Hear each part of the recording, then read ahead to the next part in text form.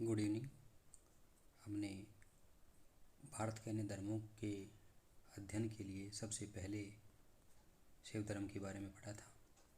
इसके 4 जो भाग थे उनके बारे में पढ़ा, नाथ संप्रदाय के बारे में पढ़ा। आज हम पढ़ेंगे वैष्णव धर्म के बारे में। वैष्णव धर्म की बात करें तो वैष्णव धर्म की प्रारंभिक जानकारी मिलती है उपनिषदों में। कहाँ मिलती है वैष्णव धर्म की प्रारंभिक जानकारी? उपनिषदों में। और वैष्णव धर्म से पूर्व का धर्म कौन सा था जिससे वैष्णव धर्म का विकास हुआ? तो विकास किससे हुआ? भागवत धर्म से। सबसे पहले वैष्णव धर्म उपनिषदों से जानकारी मिलती है और उपनिषदों के बाद में विकास हुआ था भागवत धर्म से।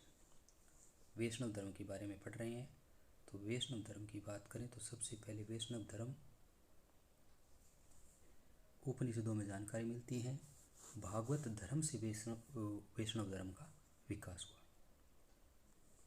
वैष्णव धर्म के जो नारायण के पूजक माने जाते हैं, वैष्णव धर्म के बारे में बात कर रहे हैं। इसकी प्रारंभिक जानकारी उपनिषदों में मिलती है। वैष्णव धर्म का विकास भागवत धर्म से हुआ था। वैष्णव धर्म के अनुयायी किसके पूजक होते हैं? नारायण के पूजक होते हैं। और इन नारायण के पूजकों को क्या कहते हैं? पंचरात्र। क्या मतलब होता है पंचरात्र का? नारायण को पूजने वाले पंचरात्र कहलाते हैं। डायरेक्ट क्वेश्चन आ सकता है, पंचरात्र कौन है? तो वैष्णव धर्म के अनुयायी जो नारायण के पूजक है पंचरात्र कहे जाते हैं। वैष्णव धर्म का मतलब क्या हुआ? एक तरह से भागवत धर्म ही है। भागवत धर्म का मतलब श्री कृष्ण के द्वारा प्रतिपादित धर्म ही माना जा सकता है इसको। तो वापिस वैष्णव धर्म उपनिषदों से जानकारी मिलती है। भागवत धर्म आगे जाकर के वैष्णव धर्म बना। इसके मूल पूजक नारायण के पूजक कहलाते हैं जो पंचरात्र कहे जाते हैं। इसके प्रवर्तक माने जाते हैं श्री कृष्ण। वैष्णव धर्म के प्रवर्तक कौन माने जाते हैं? वैष्णव धर्म के प्रवर्तक माने जाते हैं श्री कृष्ण। कौन से कृष्ण? मथुरा के वृषण कबीले के श्री कृष्ण। किस कबीले के थे श्री कृष्ण? वृषण कबीला के। श्री कृष्ण का सर्वप्रथम उल्लेख छांदोग्योपनिषद से मिलता है। श्री कृष्ण का सबसे पहला उल्लेख कहाँ मिलता है? छांदोग्योपनिषद। कहाँ मिलता है? याद कर लो, छांदोग्योपनिषद। कहाँ मिलता है? छांदोग्योपनिषद। वैष्णव धर्म में प्रवर्तक माने जाते हैं श्री कृष्ण, जो कि मथुरा यूपी के वृषण जो कबीला था उससे संबंध माना जाता है श्री कृष्ण का, जिसने आगे चल करके वैष्णव धर्म बनाया, प्रतिपादित किया। और श्री कृष्ण के बारे में सबसे पहले जानकारी एक उपनिषद में मिलती है। उस उपनिषद का नाम क्या है? छांदोग्योपनिषद। और छांदोग्योपनिषद में क्या जानकारी मिलती है? एक तो श्री कृष्ण, लेकिन ये श्री कृष्ण कौन से है? ये श्री कृष्ण है एक तो देवकी के पुत्र। किसे? देवकी के पुत्र और अंगिरस के शिष्य। छांदोग्योपनिषद से क्या जानकारी मिलती है? वैष्णव धर्म के प्रवर्तक श्री कृष्ण होने का संकेत मिलता है। दूसरा, श्री कृष्ण के देवकी पुत्र होने का संकेत मिलता है। तीसरा, इसी छांदोग्योपनिषद से गुरु अंगिरस के शिष्य होने का जानकारी हमें प्राप्त होती है। तो वैष्णव धर्म के बारे में बात कर रहे हैं। इसके प्रवर्तक श्री कृष्ण होते हैं। वैष्णव धर्म का विकास भागवत धर्म से हुआ था। सबसे पहले जानकारी उपनिषदों से मिलती है। ये नारायण के पूजक होते हैं और जो नारायण के पूजक होते हैं वो लोग पंचरात्र उस समय कहे जाते थे। भगवान श्री कृष्ण की बात करें तो ये मथुरा के वृषण कबीले से संबंधित थे। और श्री कृष्ण का सर्वप्रथम उल्लेख की बात करें श्री कृष्ण का, भागवत धर्म का तो उपनिषदों में, वैष्णव धर्म का उपनिषदों में, लेकिन श्री कृष्ण का उल्लेख सर्वप्रथम छांदोग्योपनिषद में मिलता है। और उसमें यह भी लिखा हुआ है कि वो देवकी पुत्र है और अंगिरस के शिष्य है। ठीक है। वासुदेव श्री कृष्ण का सर्वप्रथम उल्लेख वैश्यनगर स्तंभ अभिलेख में पाया गया। वासुदेव श्री कृष्ण, ये जो श्री कृष्ण की बात कर रहे हैं वासुदेव श्री कृष्ण, इसका उल्लेख कहाँ मिलता है? वैश्यनगर। कहाँ पे? वैश्यनगर। वैश्यनगर जो अभिलेख है वहाँ मिलता है। कौन सा? वैश्यनगर। वासुदेव श्री कृष्ण का सर्वप्रथम उल्लेख मिलता है वेशनगर स्तंभ अभिलेख में। ठीक है, अगर अभिलेख की जानकारी मिले। अगर उपनिषद की बात करें तो वो तो है छांदोग्य उपनिषद। अगर अभिलेख की बात करें तो वेशनगर अभिलेख है, जहाँ से वासुदेव श्री कृष्ण का अभिलेख जानकारी मिलती है। यानी ये भी आ सकता है वेशनगर अभिलेख में किस धर्म की जानकारी प्राप्त होती है, तो वो भागवत धर्म के बारे में जानकारी प्राप्त होती है। अब आता है दशावतार, एक शब्द जो भारतीय लगभग सभी जानते हैं। दशावतार बहुत ही इम्पोर्टेंट चीज़ है। अब अपने इसको थोड़ा ध्यान से पढ़ेंगे। दशावतार क्या होता है? यानी 10 देवताओं का अवतरित होना दशावतार कहलाता है। दशावतार का वर्णन कहाँ मिलता है? दशावतार का वर्णन कहाँ मिलता है? दशावतार का वर्णन मिलता है मत्स्य पुराण में। कहाँ मिलता है? दशावतार का वर्णन मिलता है मत्स्य पुराण में। दशावतार का वर्णन कहाँ मिलता है? मत्स्य पुराण में मिलता है। तो कौन कौन से है दशावतार? इसके लिए मैंने एक ट्रिक भी बना रखी है। 10 अवतार कौन कौन से हैं वो अपन आगे पढ़ेंगे। जैसे पहला है मत्स्य अवतार, दूसरा है कूर्म अवतार, तीसरा है वराह अवतार, चौथा है नरसिंह अवतार, पांचवा है वामन अवतार, छठा है परशुराम अवतार, सातवां राम अवतार, आठवां बलराम, नौवां बुद्ध और 10वां कल्कि। इस प्रकार 10 अवतारों का वर्णन हमें मिलता है। और 10 अवतारों की जानकारी कहाँ से मिलती है? वो मत्स्य पुराण से मिलती है। इस जो 10 अवतार है इसके लिए मैंने एक ट्रिक बनाई है, वो इस प्रकार है। मैं इसको थोड़ा सा अंडरलाइन कर देता हूँ, हाईलाइट कर देता हूँ। वो इस प्रकार है। मैंने कब कहा, मैंने कब बुरा पर्व कुएं पर मनाया। ये इसका मतलब कौन कौन से? मैंने कब बुरा पर्व कुएं पर मनाया। मैं से मत्स्य अवतार, ने से नृसिंह, कै से कल्कि, बै से बलराम, बू से बुद्ध, रा से राम, पै से परशुराम, वै से वराह, कु से कूर्म और वा से वामन। ये जो पर मनाया ये नहीं है। इसका मतलब मैंने कब बुरा पर्व कुएं पर मनाया। ये 10 अवतारों के बारे में ट्रिक है, मेरी खुद की ट्रिक है। 10 अवतारों का उल्लेख कहाँ किया गया है? पहला प्रश्न मत्स्य पुराण में। कौन कौन से हैं?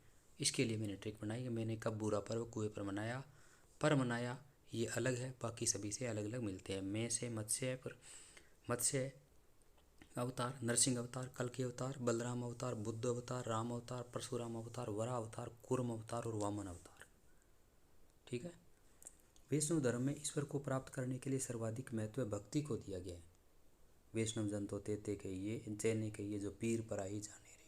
या भक्ति की महत्ता प्रदान की गई है। वैष्णव धर्म में किसकी महत्ता प्रदान की गई है? भक्ति की। भगवान विष्णु के सुदर्शन चक्र में, भगवान विष्णु के जो सुदर्शन चक्र है उसमें 6 तीलियाँ हैं। ये भी हो सकता है विष्णु के द्वारा जो चक्र बनाया गया था, चक्र कौन सा? सुदर्शन चक्र, उसमें कितनी तीलियाँ हैं? तो उसमें हैं 6 तीलियाँ। सुदर्शन चक्र कितनी तीलियाँ हैं? 6 तीलियाँ। कई बार क्वेश्चन आता है। भगवान विष्णु के जो सुदर्शन चक्र है उसमें तीलियों की संख्या है तो 6। अब आगे चल कर के अलग अलग संप्रदाय, मत और उनके आचार्य हुए। ये बहुत इम्पोर्टेंट चीज़ है। वैष्णव धर्म से संबंधित भी है, भारतीय दर्शन से भी संबंधित है, और अलग जो विचारधाराएं थी उनका संबंध इससे माना जाता है। तो अब बात करें, पहला मैं स्टार लगाऊंगा, वैष्णव धर्म। वैष्णव धर्म को मत कौन सा है? वैष्णव धर्म का मत कौन सा है? वैष्णव धर्म का मत है विशिष्टाद्वैत। इसके आचार्य कौन है? वैष्णव धर्म के विशिष्टाद्वैत मत आचार्य रामानुज। ठीक है, आचार्य रामानुज, विशिष्टाद्वैत और वैष्णव धर्म, ये संप्रदाय है वैष्णव संप्रदाय। अब 2 नंबर पे बात आती है किसकी? 2 नंबर पे बात आती है ब्रह्म संप्रदाय की। पहला वैष्णव संप्रदाय, दूसरा ब्रह्म संप्रदाय। ब्रह्म संप्रदाय की बात करें तो कौन सा मत है? द्वैत मत। ब्रह्म संप्रदाय द्वैत मत। आचार्य आनंद तीर्थ। आचार्य कौन है? आचार्य है आनंद तीर्थ। आनंद तीर्थ दूसरा नाम था मध्वाचार्य। वापिस देख लेते हैं। वैष्णव धर्म का मत कौन सा है? विशिष्टाद्वैत। आचार्य रामानुज। क्वेश्चन आता है विशिष्टाद्वैत के संबंध आचार्य कौन से है? तो रामानुज। द्वैत से संबंधित, द्वैत मत से संबंधित है आनंद तीर्थ यानी मध्वाचार्य। तीसरा आता है तीसरा कौन सा है? तीसरा है रुद्र संप्रदाय। कौन सा? रुद्र संप्रदाय। कौन सा है? रुद्र संप्रदाय। रुद्र संप्रदाय का संबंध किससे है? रुद्र संप्रदाय का शुद्धाद्वैत से संबंधित है। रुद्र संप्रदाय का संबंध किससे है? शुद्धाद्वैत। और आचार्य कौन से हैं? रुद्र संप्रदाय के आचार्य कौन से हैं? तो वो आचार्य होंगे कौन से? वल्लभाचार्य। रुद्र संप्रदाय के आचार्य वल्लभाचार्य। अब अगला आता है सनक। अब कौन सा है? सनक संप्रदाय। कौन सा? सनक संप्रदाय। ठीक है। सनक संप्रदाय का संबंध किससे होगा? द्वैताद्वैत से। सनक संप्रदाय का संबंध किससे है? द्वैताद्वैत से। और उसके आचार्य कौन से हैं? उसके आचार्य निम्बार्काचार्य। उसके आचार्य है निम्बार्काचार्य। ठीक है। वापस एक बारी रिपीट करते हैं। वैष्णव संप्रदाय विशिष्टाद्वैत, आचार्य रामानुज। द्वैत संप्रदाय आनंद तीर्थ ब्रह्म संप्रदाय से। शुद्धाद्वैत वल्लभाचार्य। द्वैताद्वैत निम्बार्काचार्य। रिपीट करो। विशिष्टाद्वैत रामानुज, द्वैत आनंद तीर्थ, शुद्धाद्वैत वल्लभाचार्य और द्वैताद्वैत निम्बार्काचार्य। ये आचार्य किस संप्रदाय से संबंधित है? तो सनक संप्रदाय से निम्बार्क। ठीक है। एक बार मैं वापिस हटा रहा हूँ, स्क्रीनशॉट ले सकते हैं। वैष्णव धर्म ब्रह्म संप्रदाय, वैष्णव संप्रदाय, ब्रह्म संप्रदाय, रुद्र संप्रदाय और सनक संप्रदाय। अब मत कौन से हैं? विशिष्टाद्वैत के आचार्य है रामानुज, द्वैत आनंद तीर्थ, शुद्धाद्वैत वल्लभाचार्य, द्वैताद्वैत निम्बार्काचार्य। ठीक है। अब संप्रदाय संस्थापक और पुस्तक कौन सी है? अब बरकरी संप्रदाय के संस्थापक नामदेव को माना जाता है। बरकरी संप्रदाय के संस्थापक कौन है? नामदेव। बरकरी संप्रदाय के संस्थापक नामदेव है। इनकी पुस्तक अभी ज्ञात नहीं है। वैष्णव संप्रदाय बरकरी संप्रदाय नामदेव के द्वारा बनाया गया था। दूसरा है श्री वैष्णव संप्रदाय रामानुज का है और इसके ग्रंथ का नाम है ब्रह्मसूत्र। ठीक है। फिर तीसरा आता है परमार्थ संप्रदाय, ये रामदास का है। दासबोध इसके पवित्र पुस्तक है। चौथा इसमें आता है राम भक्त संप्रदाय है, ये रामानंद का है और आध्यात्मिक रामायण इसकी पवित्र पुस्तक है। तो वापस देख लीजिए। संप्रदाय बरकरी के संस्थापक नामदेव, श्री वैष्णव संप्रदाय के रामानुज। ठीक है। परमार्थ संप्रदाय के रामदास, राम भक्त संप्रदाय के रामानंद। परमार्थ के रामदास, राम भक्त के रामानंद हैं। ठीक है। राम भक्त संप्रदाय की पुस्तक है अध्यात्म रामायण। परमार्थ संप्रदाय के रामदास और उसके पुस्तक है दासबोध। श्री वैष्णव संप्रदाय के रामानुज है, पुस्तक है ब्रह्मसूत्र। अंकोर वाट का कंबोडिया का जो मंदिर है, अंकोर वाट कंबोडिया जिसको कंबोज कहते थे प्राचीन काल में, वहाँ के राजा सूर्यवर्मा द्वितीय, जिनका काल 1113 से लेकर के 1150 ईस्वी तक रहा, उसने अंकोर वाट का मंदिर बनाया था। कितना इम्पोर्टेंट चीज़ है। अंकोर वाट के मंदिर का निर्माण किसने करवाया था? अंकोर वाट के मंदिर का निर्माण किसने करवाया था? वो कंबोडिया में राजा सूर्यवर्मा द्वितीय ने। किसने करवाया था? कंबोडिया के राजा सूर्यवर्मा द्वितीय ने करवाया था। अंकोर वाट मंदिर का निर्माण किसने कराया? कंबोडिया के राजा सूर्यवर्मा द्वितीय ने करवाया था। और उसका टाइम पीरियड क्या था सूर्यवर्मा का? 1113 से 1150 ईस्वी तक। इस प्रकार मंदिर में लगभग 10.5 फुट ऊंची भगवान विष्णु की मूर्ति स्थापित है। यानी कंबोडिया भी उस समय वैष्णव धर्म का केंद्र माना जाता था। कंबोडिया में सूर्यवर्मा द्वितीय नाम का शासक था। उसने 1113 से 1150 ईस्वी तक शासन किया और अंकोर वाट का सूर्य मंदिर बनवाया था। किसका था, किस देवता से संबंधित था, तो वो विष्णु को समर्पित था। किसको, विष्णु को समर्पित था। अंकोर वाट का सूर्य मंदिर कंबोडिया के अंकोर वाट का विष्णु मंदिर सूर्यवर्मा द्वितीय के द्वारा कंबोडिया में बनाया गया और उनका टाइम पीरियड था 1113 से 1150। कितनी ऊंचाई थी, 10.5 फीट की ऊंचाई थी। कितनी थी, 10.5 फीट की ऊंचाई थी। ठीक है, 10.5 फीट की। ठीक है, तो वैष्णव धर्म के बारे में अभी आपने पढ़ लिया है। एक बार वापस मैं अगर रिपीट करूं तो वैष्णव धर्म की प्रारंभिक जानकारी उपनिषदों से मिलती है। इसका विकास भागवत धर्म से हुआ। वैष्णव धर्म के लोग नारायण के पूजक होते हैं। मूल रूप से इनको पंचरात्र कहते थे। इसके प्रवर्तक यानी वैष्णव धर्म को शुरू करने का श्रेय श्री कृष्ण को जाता है, जिनका संबंध मथुरा जो वर्तमान यूपी का क्षेत्र है वहाँ का एक वृषण कबीला था, उससे संबंध माना जाता है। श्री कृष्ण शब्द की, श्री कृष्ण का सबसे पहले उल्लेख छांदोग्योपनिषद में देवकी पुत्र और अंगिरस के शिष्य के रूप में हुआ। वासुदेव श्री कृष्ण का सर्वप्रथम उल्लेख, वासुदेव श्री कृष्ण की बात करें देवकी पुत्र, लेकिन यहाँ वासुदेव श्री कृष्ण की बात करें तो वैश्यनगर स्तंभ अभिलेख में, वैश्यनगर होलियोडोरस का स्तंभ लेख है। ये किसका है, होलियोडोरस का। फिर दशावतारों की बात की, दशावतार का उल्लेख कहाँ किया गया, मत्स्य पुराण में। कौन कौन से हैं, इसके लिए मैंने ट्रिक बताई थी। मैंने कब पूरा पर्व कुएं पर मनाया, जिसमें मत्स्य अवतार, नरसिंह अवतार, कल्कि अवतार, बलराम अवतार, बुद्ध अवतार, राम अवतार, परशुराम अवतार, वराह अवतार, कूर्म और वामन अवतार। ठीक है, एक बार वापस ट्रिक को रिपीट करता हूँ। मैंने कब बुरा पर्व कुएं पर मनाया। वैष्णव धर्म में ईश्वर को प्राप्त करने के लिए सर्वाधिक महत्व भक्ति को दिया गया है। भगवान जो विष्णु है उसने अपने सुदर्शन चक्र में 6 तीलियाँ लगा रखी थी। अब वैष्णव संप्रदाय, वैष्णव धर्म से संबंधित संप्रदाय हैं, उनकी अलग अलग मत प्रचलित हुए और उन मतों को मानने वाले आचार्य कौन कौन से थे, यानी प्रेरक कौन थे। तो वैष्णव धर्म में पहला विशिष्टाद्वैत है। विशिष्टाद्वैत के आचार्य कौन थे, रामानुज। द्वैत के आनंद तीर्थ, आनंद तीर्थ दूसरा नाम था मध्वाचार्य। शुद्धाद्वैत वल्लभाचार्य और द्वैताद्वैत के निम्बार्काचार्य। द्वैताद्वैत के निम्बार्काचार्य। देखो वापिस करें, द्वैत आनंद तीर्थ। देखो द्वैत में एक ही है, इसका मतलब ऐसे शुरू होता है। द्वैत छोटा है और यहाँ आ है, तो द्वैत मत किसका है, आनंद तीर्थ का, जिसका नाम मध्वाचार्य भी है।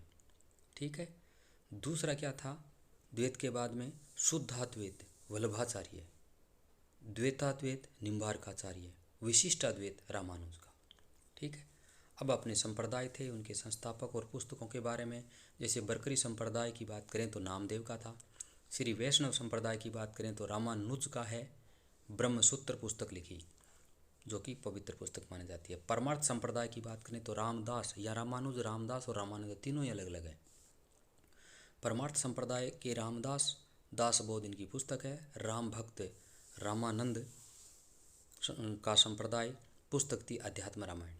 अंकोर वाट का जो कंबोडिया में विष्णु मंदिर है, अंकोर वाट का विष्णु मंदिर, क्योंकि वैष्णव धर्म की बात कर रहे हैं, उस मंदिर के निर्माण सूर्यवर्मा द्वितीय के द्वारा किया गया, जिनका टाइम पीरियड 1113 से 1150 रहा। और जो भगवान विष्णु की मूर्ति है वो 10.5 फीट ऊंचाई की है। तो हमने वैष्णव धर्म को पढ़ा और उसके बाद में रिपीट किया है। अब आगे चलते हैं इस्लाम धर्म की। इस्लाम धर्म की बात करें तो संस्थापक मोहम्मद साहब। संस्थापक कौन है इस्लाम धर्म के, मोहम्मद साहब संस्थापक माने जाते हैं इस्लाम धर्म के, मोहम्मद साहब।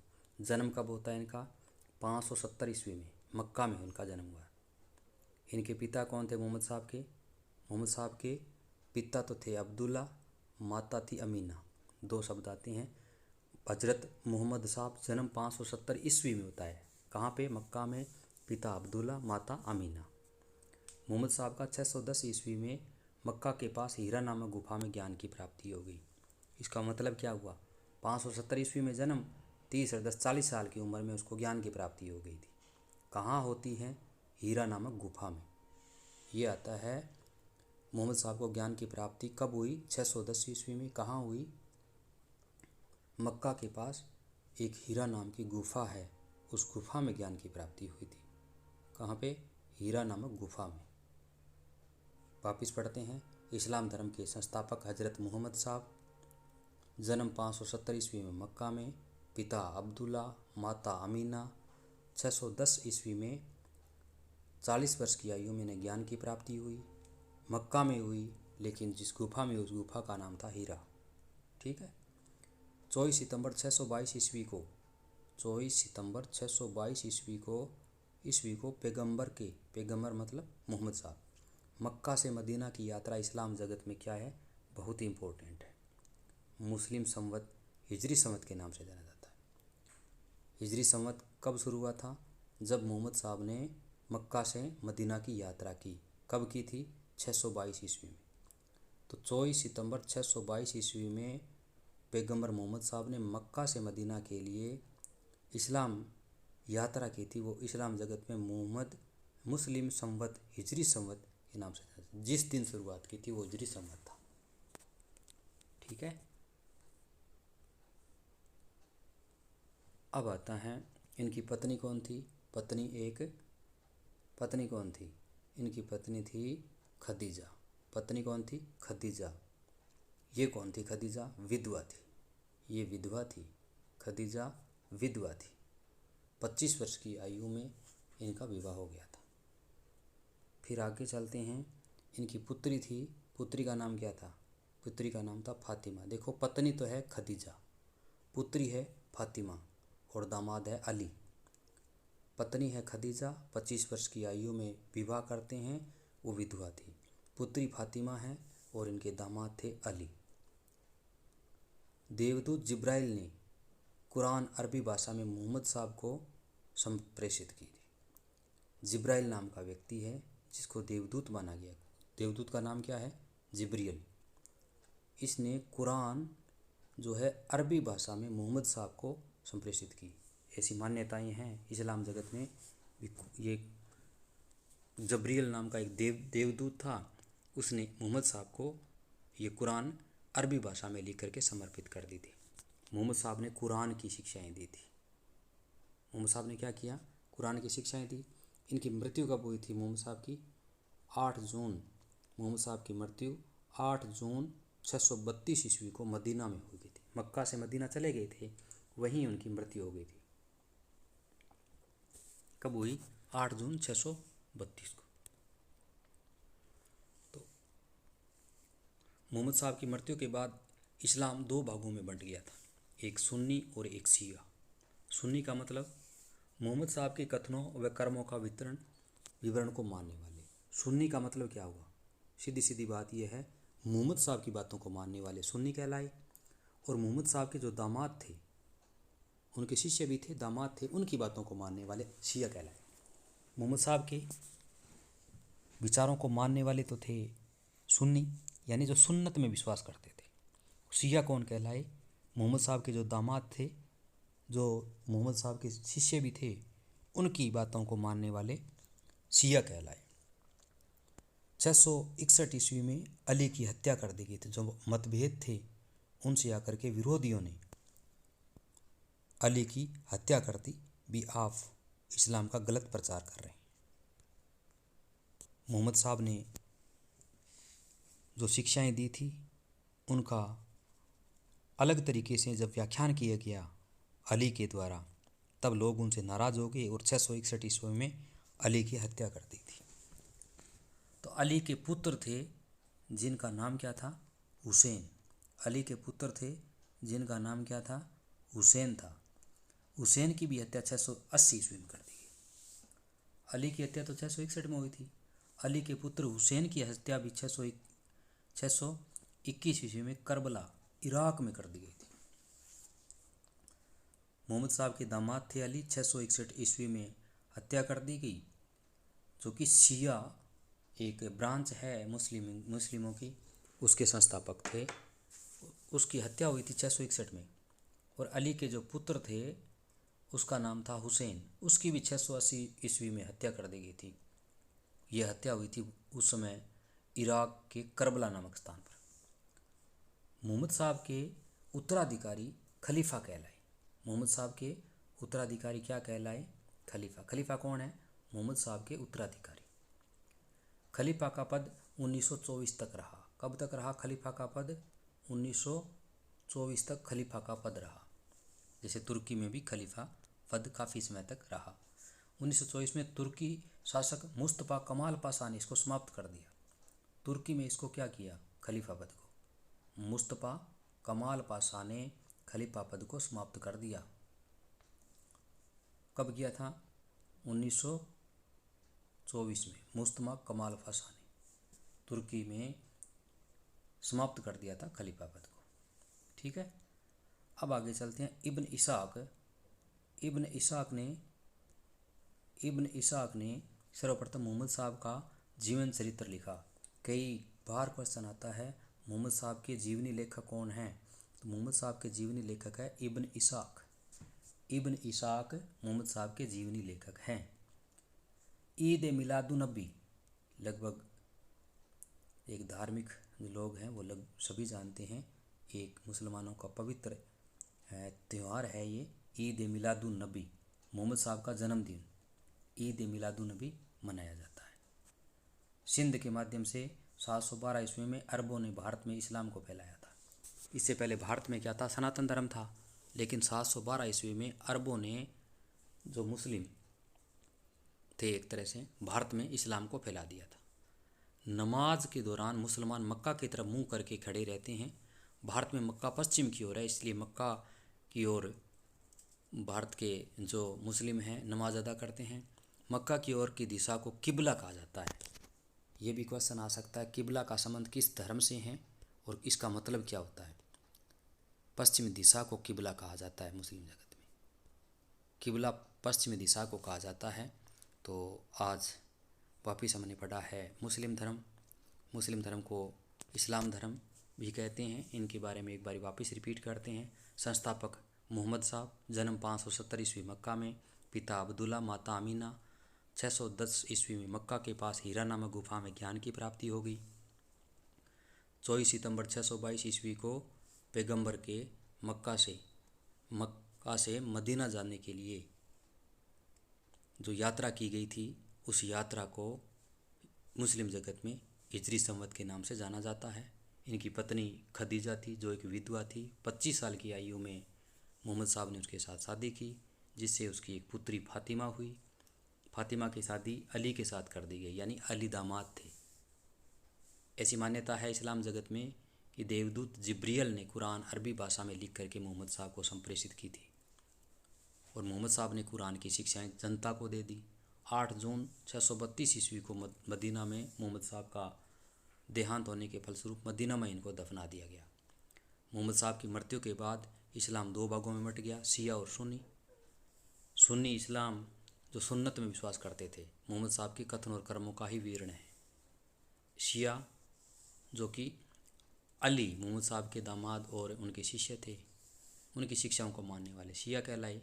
इन दोनों में टकराट हुई तो मोहम्मद साहब की मृत्यु के पश्चात जब अली आए, मोहम्मद साहब की मृत्यु हो गई थी 632 में, और 661 ईस्वी में अली की शिक्षाओं से नाराज़ होकर के जो सुन्नी लोग थे, इन्होंने हत्या कर दी 661 में।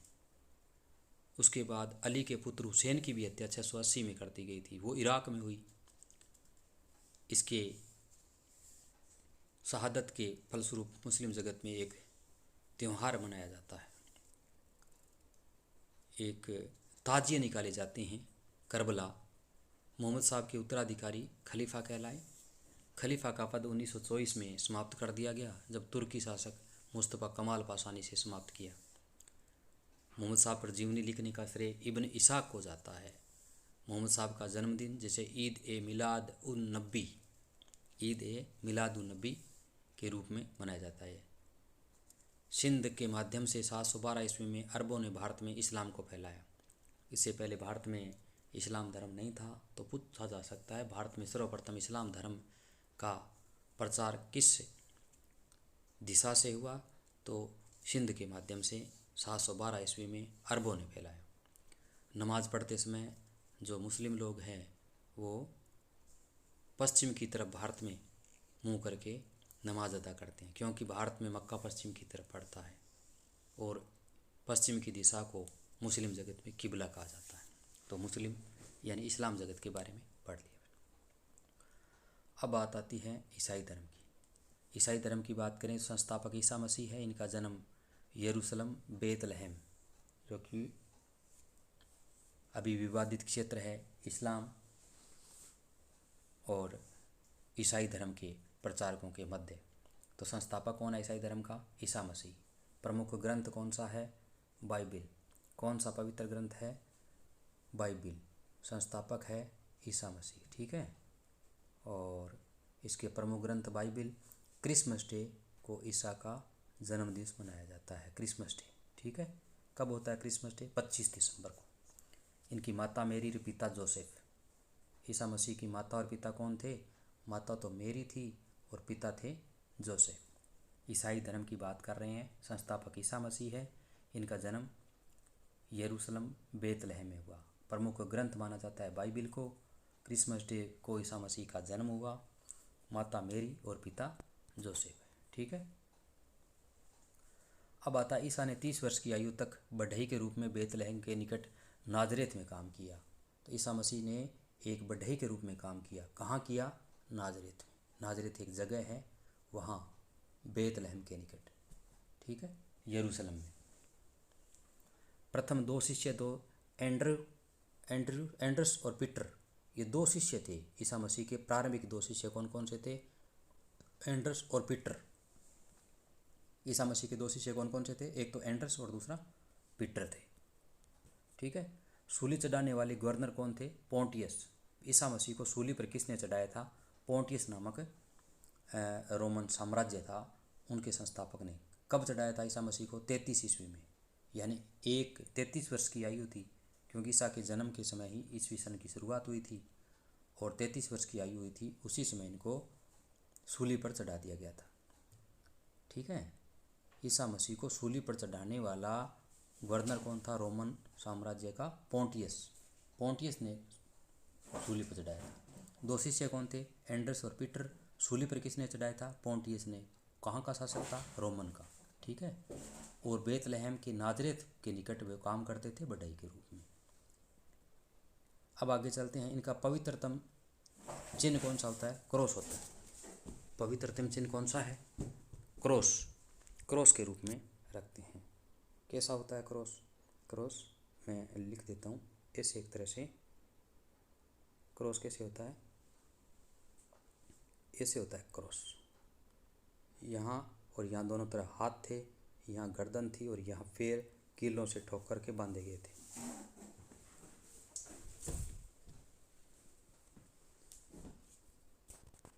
ठीक है। ईसाई धर्म का पवित्र चिन्ह माना जाता है क्रॉस को। ईसाई त्रित्व में विश्वास करते हैं। 3 चीज़ों में विश्वास करते हैं। त्रित्व कौन कौन से है ये भी आ सकता है। ईसाई त्रित्व कौन से हैं? तो ईसाई त्रित्व है ईश्वर पिता, ईश्वर पुत्र ईसा और ईश्वर पवित्र आत्मा। 3 चीज़ें हैं, ईश्वर पिता, ईश्वर पुत्र यानी ईसा और ईश्वर पवित्र आत्मा, ठीक है। ये त्रित्व में विश्वास करते हैं। एक शैली आती है गोथिक शैली। कौन सी शैली? गोथिक शैली। फ्रांस के आरंभिक भवनों की तुलना में 12वीं शताब्दी में अधिक ऊंचे और हल्के चर्चों के निर्माण का कार्य प्रारंभ हुआ। सर्वप्रथम पेरिस का नॉट्रे-डेम चर्च। पेरिस का नॉट्रे-डेम चर्च। तो ये अपने पढ़ा कौन सा धर्म? ये पढ़ा आपने ईसाई धर्म। ईसाई धर्म की वापस पढ़ें, रिपीट करें। संस्थापक ईसा मसीह को कहते हैं, जिनका जन्म बेतलहम यरूशलेम में हुआ। प्रमुख ग्रंथ बाइबिल है। क्रिसमस डे जो 25 दिसंबर है ईसा मसीह का जन्म दिवस मनाया जाता है। इनके पिता जोसेफ और माता मेरी।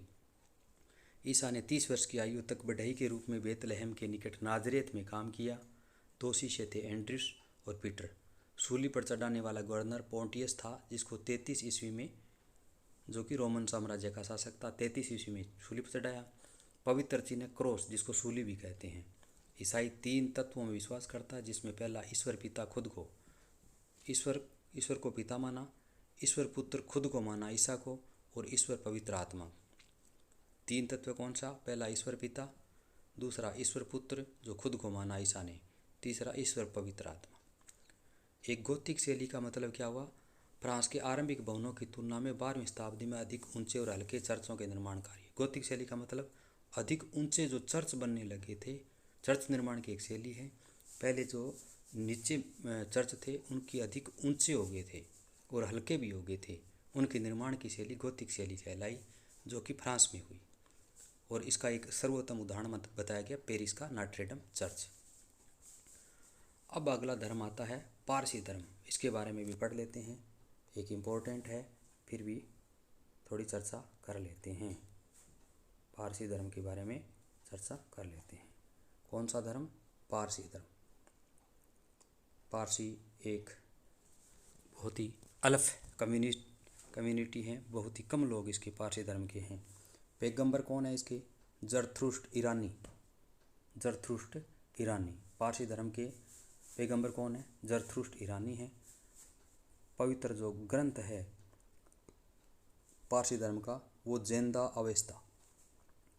याद है क्या? कौन सा है पवित्र ग्रंथ? ज़ेंदा अवेस्ता।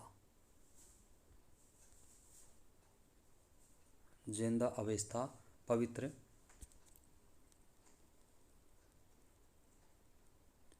पारसी धर्म की बात करें तो पारसी धर्म के पैगंबर जरथुष्ट्र को माना जाता है, जो कि ईरान के थे। पवित्र ग्रंथ ज़ेंदा अवेस्ता को माना जाता है। इनका सूत्र था, जिस प्रकार जो फॉर्मूला था कहाँ का, जिस प्रकार जो त्रित्व का फॉर्मूला था ईसाइयों में कौन कौन सा? ईश्वर पिता, ईश्वर पुत्र और ईश्वर पवित्र आत्मा। उसी प्रकार पारसियों में भी सद्विचार, सद्वचन और सद्कार्य। कौन सा सूत्र है इनका? कौन सा सूत्र है इनका? सूत्र था पारसियों का सद्विचार, सद्वचन और सद्कार्य। सद्विचार पहला, दूसरा सद्वचन और तीसरा सद्कार्य। पहले विचार अच्छे रखो, दूसरा बोलो अच्छा और तीसरा करो अच्छा।